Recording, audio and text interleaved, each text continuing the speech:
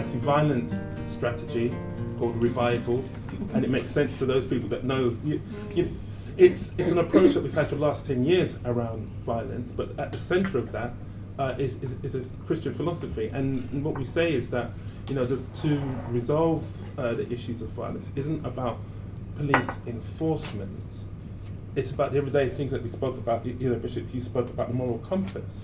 And how do we make that moral compass, if it isn't there within particular communities or families, it's how we make that accessible.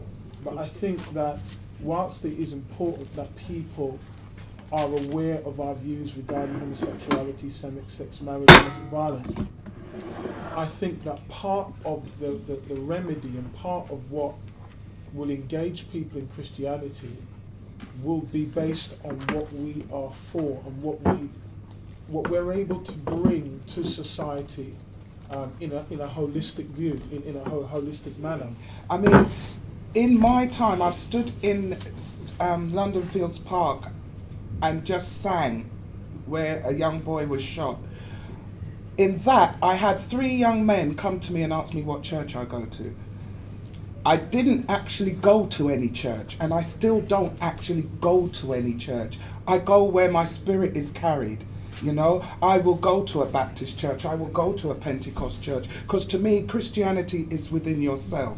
My body is the temple of Christ. Everybody who's from the outside looking in can see that our black churches are quite successful in terms of not only encouraging people and spreading the gospel, but when people actually come in and get converted, their lives are transformed. So if you come in and you're a drug addict or a thief or whatever, through the preaching of the gospel, meet you up in 3 years' time, you'll most probably be working, you most probably be at university and stuff like that. So they end up being the best activists for Christianity. Sorry? They end up being the best.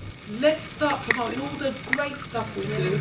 We don't need mainstream, because mainstream press is failing. It's the YouTubes, it's the Facebooks, it's the LinkedIn.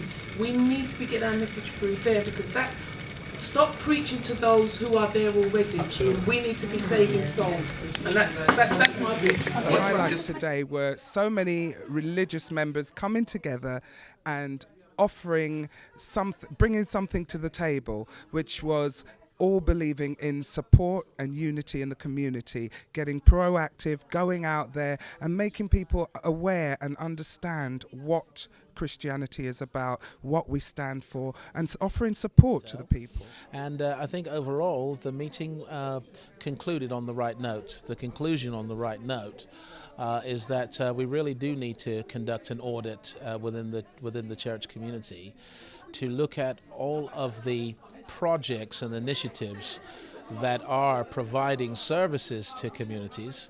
We want to look into that in some detail and find ways to broadcast that, because as one of the speakers eminently said today, we are more known for what we're against than we are for what we're for. And so what we want to do is make sure that the great work that is going on in so many churches up and down the country, providing invaluable services to communities, that work is documented, that it's broadcast, so that people get to know exactly what's going on in the name of Jesus up and down the length and breadth of the land. So very exciting, very positive meeting. Looking forward to the next one. Okay, the highlights of the day for me have been just hearing the issues that people have brought up, the plethora of things that we have to deal with. There's so many things to deal with, but one thing that kept coming up again and again was the media and the media again. So for me, it was great to be able to hear that actually being in the world of media that I'm in, we're bang in the middle of the storm, and relevance is what we bring to the table. I think the highlights for me centre around the coming together of leaders, people who are able to be transparent regarding some critical issues. I mean, the issues that we were dealing with were quite controversial, but there was some good collaborative thinking, and I think there was a concerted desire to formulate something that is inclusive and something that we can tell the world what the church thinks.